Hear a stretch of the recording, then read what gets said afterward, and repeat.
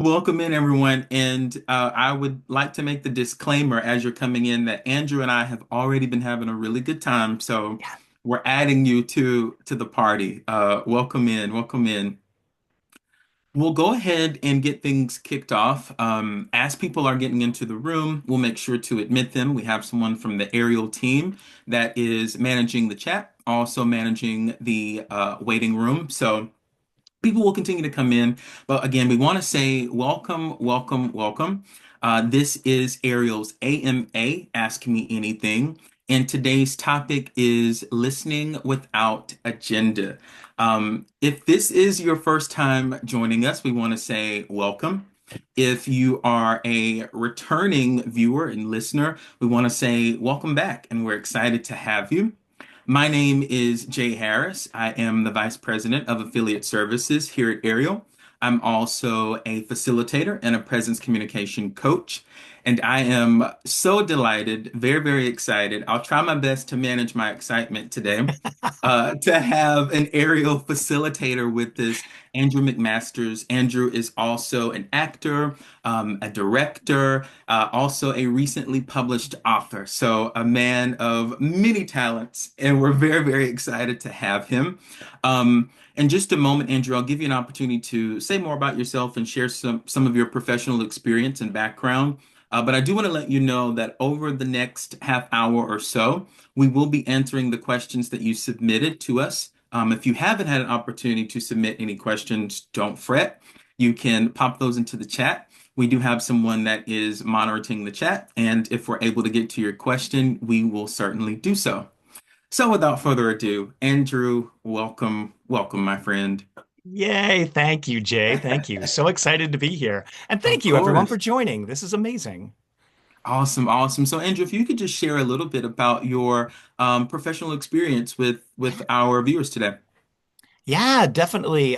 My background originally from Philadelphia, moved out to Seattle back in 1990. So, sort of a grunge era, moving to Seattle. It seemed like the place to go, and that's why I went there. Nice. And ended up doing my graduate work here at the University of Washington School of Drama, got my master's in drama. And right before I started that, I actually started my own company. So in 1992, I started Jet City Improv with a friend of mine, and we started that company. I always joke about I started in 1992 when I was four. Exactly. Of course. I don't want to date myself. And then ran that for 25 years, stepped off in 2017 in order to hand the nonprofit over to the next generation of nonprofit leaders. Just kind of became the time where it's time to let new blood take over the Yeah. entire operation. Nice. And that's about the time that I found Ariel. It was actually connected to me through Bobby Block, and then realized once I had sort of talked to people at Ariel that then I knew a bunch of other facilitators through various other things, like Joe Bill and just a million people. And so then I started with Ariel in 2018 and have been there ever since. And yeah, excited. Nice. Well, thank you so much for sharing that, and thank you for being here today. And I'm excited that you are a part of the aerial team. It's always a good time. Andrew, I don't know if you were quite as excited as I am about this book because it is quite the feat, Do and you mean this one? I do mean No. that one. Shameless plug, the book itself. And I'm very excited about what you've written, what you've authored, and I think it's such a specific and a specific and interesting topic, you know. And I want to start off before we get into the questions from our viewers. I do want to ask what drove or inspired the idea to write on this specific topic? I kind of bring that up because having run the nonprofit for a while, one of the things that always kind of comes to me is the mission, the goal. Why do you do what you do? And in the Hmm. process of sort of redefining that for myself and for my own work, one of the things that came out was it feels like I spend a lot of time helping people to be present with each other. And then the question was, what does that mean? And it's, well, I help them to effectively listen and communicate. And then I was sort of approached by the publisher about this book. They had seen, I have two TED Talks out, and they had seen my TED Talks and said, we want to talk to you about possibly creating a book. And as we were kicking through ideas, I told them about what my work was, and they were like, It's about listening. It's about listening. And Mm, so to be honest, it kind of was a revelation for me a little bit about how my focus has been about listening and what that means. And that allowed me to take a deep dive into the exercises that I've been working on, concepts, ideas, my own training, in order to say, okay, then what do I believe about listening? So that's where mhm. this book came out. Nice, nice. Well, thank Yeah. you for sharing that. And thank you for writing it. It's interesting as I was, reading through some of the pages and also some of the engagement that we received, as we started to promote this session.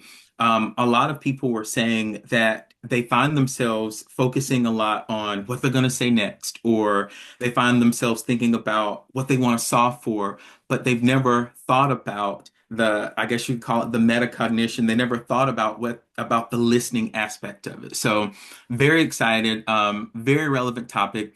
And I have a few questions here from some of our viewers there here in the audience. So hopefully we get to all of them today, but I'll start with this one from Jeff Horn. Jeff says, how would you define a good listener? Is it related to listening retention or something else? Hi, Jeff.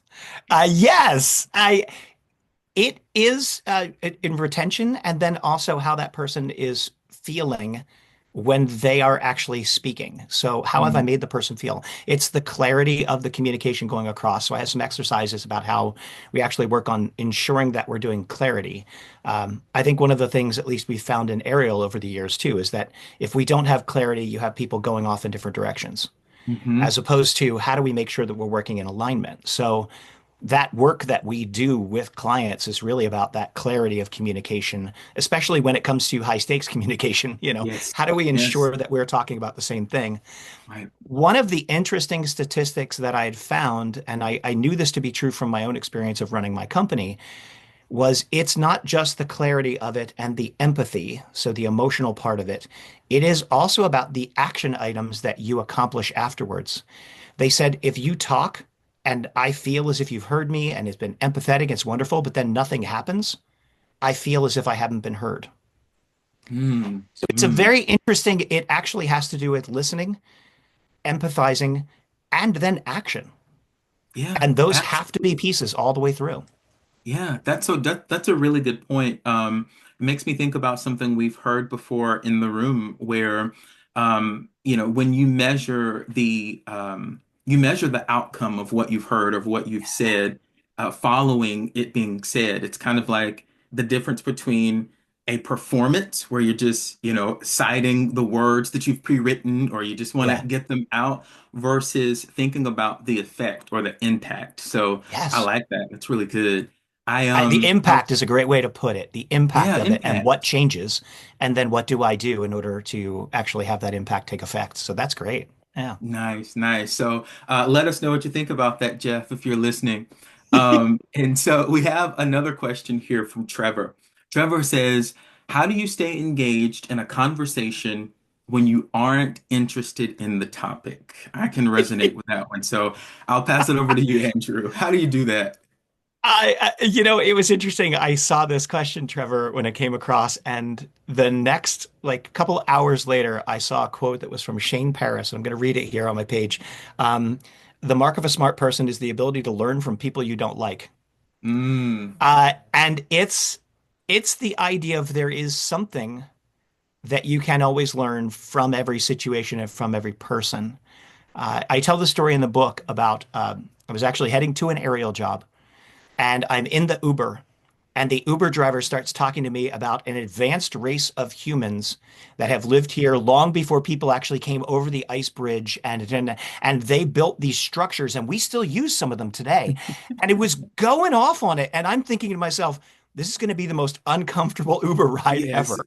yes. Or I can start asking you questions and go, wow, what does that belief do for you? In other words, hmm and we hmm actually got to the fact that he felt comforted by knowing there was structures and it, a knowledge and people around that were actually helping to serve us to go further. And I mean, crazy.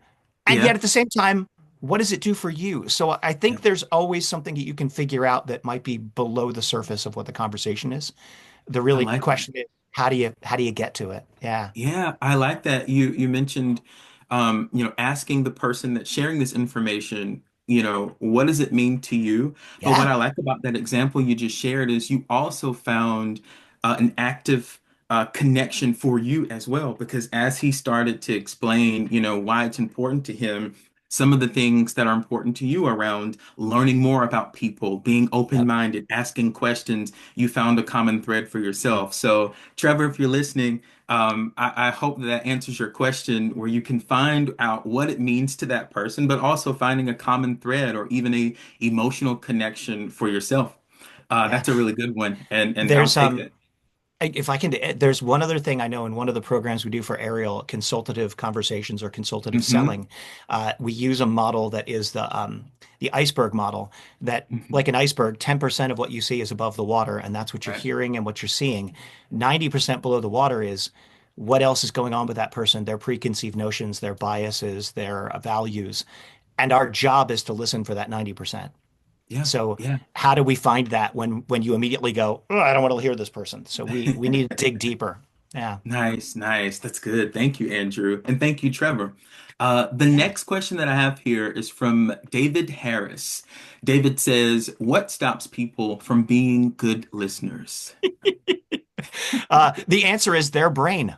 That's what. Yes. Um, no, this is the brain is actually what does it. I think in a lot of ways, and my friend Andre Goulart, who I work with in Seattle, he's a neuroscientist, and he and I have been friends for a while. His book, Thinking Errors, was very helpful for me in sort of putting things together. Uh, the brain is sort of this older mechanism. And our world has gotten so far that we are still trying to deal with what our current world is with this older mechanism. Hmm. And so there's lots of things, I mean, because we can't evolve faster than we can evolve. We can Right. only evolve at the speed of the human being can evolve. So what keeps us from being good listeners is really our own brain gets in the way. Much like we talk about all the time, we listen for data points. We Hmm. draw through lines between data points. We create stories. We create narrative. And that story and narrative then becomes a preconceived notion or a bias, which then we measure Hmm. everything against. And so then we will then make up justifications and the ramifications for this story that may or may not be true because our data points weren't correct or we didn't have all the data points. Hmm. So Hmm. it really is keeping curious, and that involves also different ways that the brain works. I don't know how far we want to Yeah. go into brain science at Right. this moment, but but uh, it is that's what keeps us from being good listeners is kind of our own brain. Yeah. And the way we can trick ourselves into it is by giving our brain a task so that we are aware of the fact that we are listening. I tell people all the time through aerial programs of Hmm. even here when you're on a virtual call, make sure your feet are flat on the ground. Because if I focus on my feet flat on the ground, that actually is an external focus, which then makes me present and aware. I need something outside of myself as opposed to my brain going nuts and taking in data points and creating story. I like that. Finding something outside of yourself that Yeah. can ground you and bring you back to the moment. It reminds Ho- me, you use a pen, I see. hold on to an object, Yeah. Yeah. something.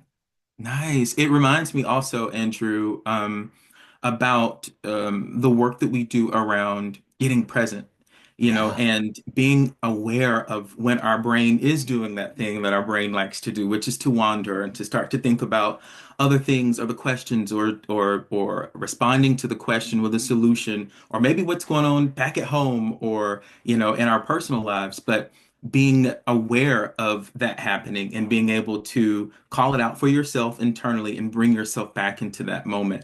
And maybe what you do to bring yourself back into that moment is plant your feet on the ground or grab a pen and hold it. But something about being aware and finding that external factor to ground you. I love that. That's good. And I'll And you I'll brought be up a honest, great I'm point. using it now. Hmm. Good. Yay. You brought up a great point too of being aware and calling it out. Yeah.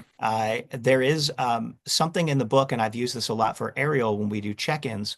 Hmm. There is a study that I found of taking they took 450 people who were arachnophobic, deathly afraid of spiders, and put them in room with a tarantula in a glass box in the center, and they asked them to get close to it. And there's one group they said just talk about anything, baseball, whatever, and another group that they had said, well, don't talk about anything, don't think about anything. And the third group, they said, talk about how you're feeling and talk about what's Mm, going on. That third group got closer to the box and were actually able to touch the spider than the other two wow. groups. So, like you said, calling it out, talking about it, acknowledging it, being aware of it, that helps you to get to the learning part that you need to get to. And it's a really important part of this, that awareness, calling it out, being aware of it, speaking it out loud, and that helps you move forward.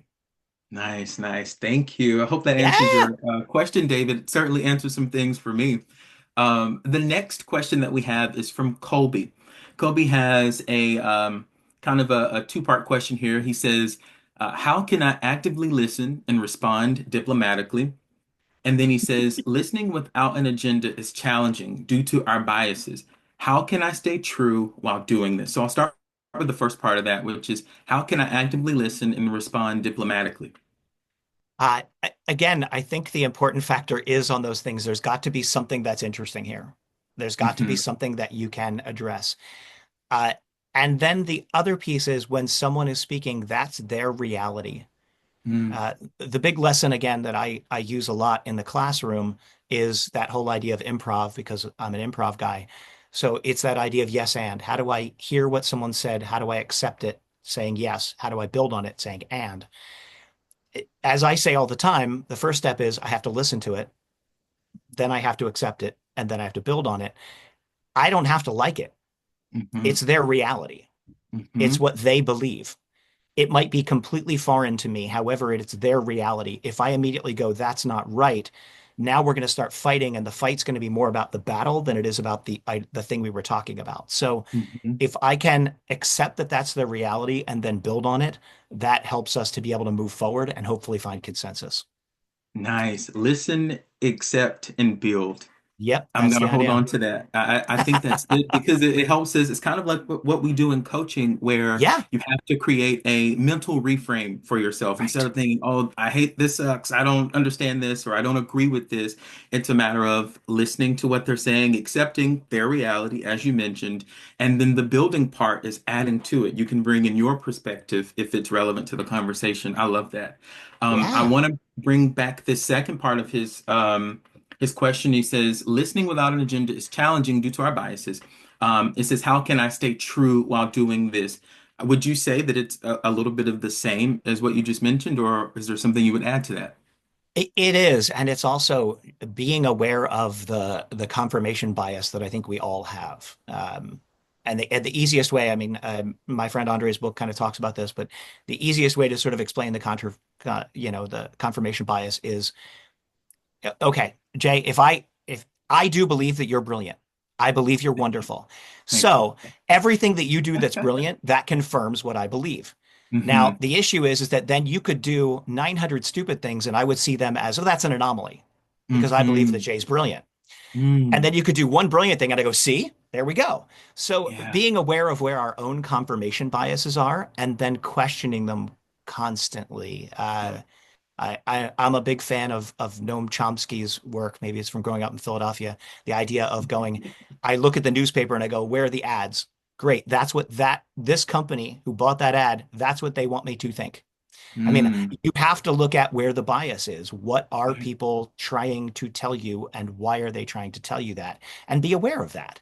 Yeah. I think it's questioning what our own confirmation biases are on an ongoing Yeah. basis. For sure, that's a really good point, and it speaks to the idea of staying open-minded, Yeah. and that way that you don't allow your own personal biases to get in the way of whatever the message is, or sometimes whatever the reality is that you need to accept to know how to handle best. That's really good. Thank you, And Kobe, for yeah. asking that question. The next one that I have is from John Donlin. I hope I'm saying that correctly, John. Um, John says, what's the body's role in listening? What's the body's role? Uh, everything. Yes. How's that? In parts of the book too, I talk to my Alexander teachers that I've worked with, Kathy Madden, for the Alexander technique, which is started out as a theatrical technique in order to be aware of the head-neck relationship in order to take ease off of the vocal cords. Mm, It has now moved into full body integration. And my friend Crispin Spaeth, who I partner with as well in Seattle, uh, masters of integrated Alexander technique. What they talk about all the time is the fact that the body is fully listening. We are hearing with the visual that we're seeing, and then our body is actually responding based off of those visuals that we see and hearing, and then the emotional part of it. So the body is rolling it, to be perfectly honest, is every single bit of it. Mm. Then the next question is, am I actually signaling to the other person that I'm listening? So we do this a lot for Ariel during our programs. People will go, "Oh yeah, no, I'm listening. Go ahead. That's great." It's like, well, when I see this, I'm not sure you are. So how are you showing up, signaling to the other person that you are listening, that you're being Mhm, present? And mhm. I've found that when I put my body in the right position, I actually listen more intently. So it is psychological, it's physical, it's all of the above. One of the things I immediately started thinking about as you were talking is, wait a minute, what's my head neck relationship? What am I Yeah. doing in this moment? And then am I doing the robot? And then I realized as you were talking, as I'm shaking, signaling, shaking my head in a positive yes position, that was happening naturally for me, and Yeah. I wonder how many or how much of the time when we are listening to others is our body telling on us, when we're not listening. So that's a really good point. Yeah, yeah, yeah. I like that. Yeah. Thank you so much, John. I have another one from Joanne. Joanne says, "Are people who say uh-huh or mm-hmm as someone is asking or telling them something actually hearing what the person is asking or telling?" I, Interesting. This goes directly back into the question that John was saying as well. So they sort of tie together in some ways. hmm Uh, there's an exercise that I use, and it's in the book about simple listening. I have people listen to each other, and I have them shut down the automatic responses of smiling and nodding and saying, "Yeah, okay," Mm-hmm. and then also shut down the internal monologue and just listen. And the goal is it that I'm playing with is our mirror neurons in our brain, which are the ones where you see someone stick their hand in a fire and you go, "Oh, that must hurt," right? We're playing with whether or not those are getting in the way of you cognitively understanding the words the other person's saying. Because sometimes you're right. That person's going, "Yeah, okay, uh-huh, Right, uh-huh, right. and they've learned this response that actually is getting in the way of them being able to hear what the other person is saying. When I do that exercise, it's interesting. People either fall on one side or the other side of a spectrum. Again, there's no right or wrong. It's just how you as an individual, how you authentically listen. Some people are like, it really helped me to focus. I could just let go and I could be here. And some people are like, I couldn't hear a damn thing because I'm too busy thinking about my face. So it's this line in between. And I think the key for all of us as humans is to figure out what works best for us as an individual so that I can actually be present and understand and then be able to reflect back what I heard. So yeah, it's always a fun discovery. I am discovery is correct and fun is correct also. I am the sole benefactor in this moment. And I'm sure some of the people are doing this as well as they're watching, but as you're talking about these different things, I'm recognizing it for myself in real time, and so not saying mm-hmm or uh-huh it was a challenge for me. But I will, even though it's honest when I'm doing it, I have to say challenging myself not to do it. There was a small part of me or a degree where I do feel or sense as if I listened a little bit more intentionally. So, it works. It works.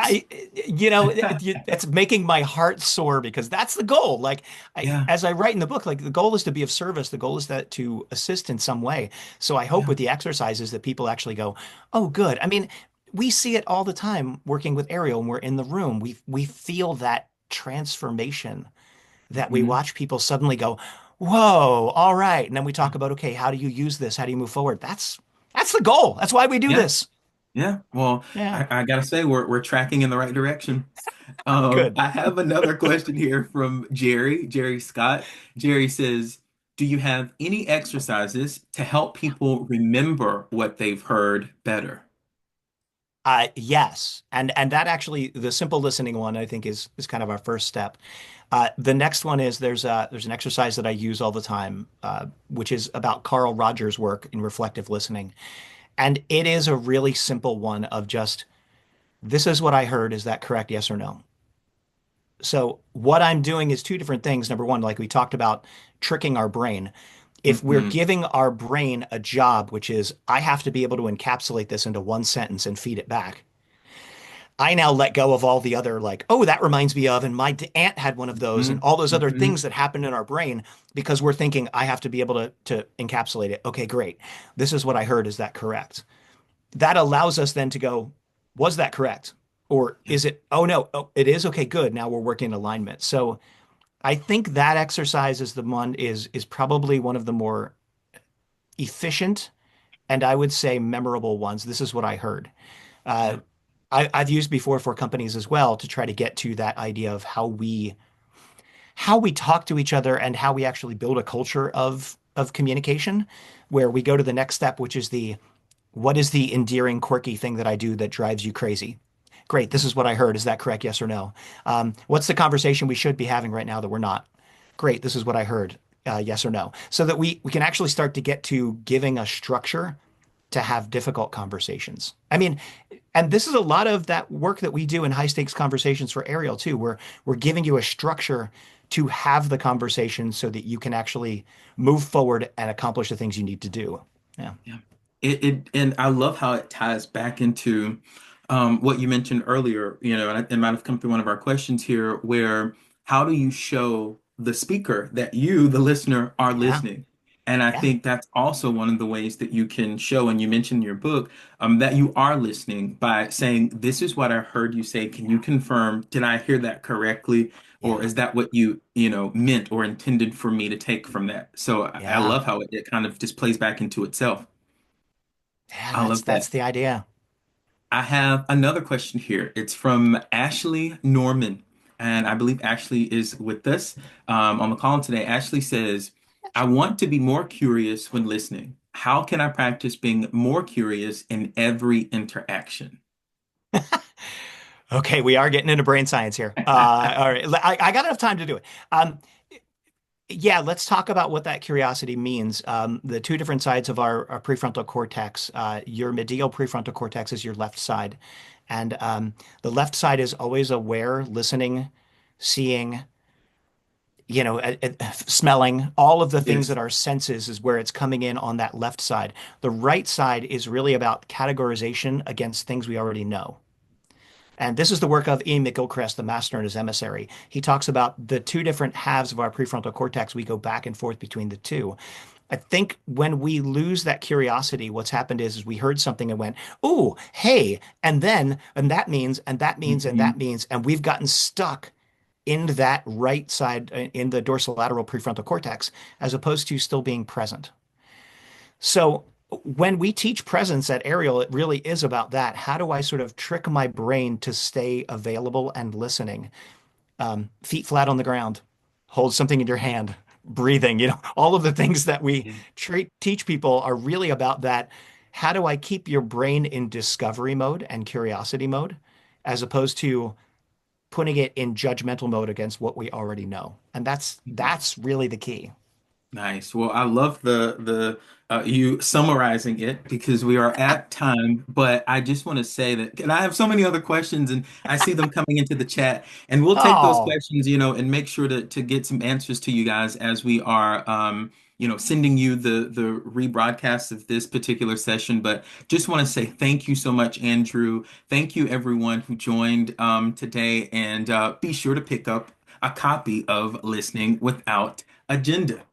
All right, thanks. everyone. Thank you so much. And thank you for being with us today. Thank you, Andrew. Thank you, Jay. Thank you, everyone at Ariel. This has been amazing. Thank you. Thank you for Nice. tuning in, everybody.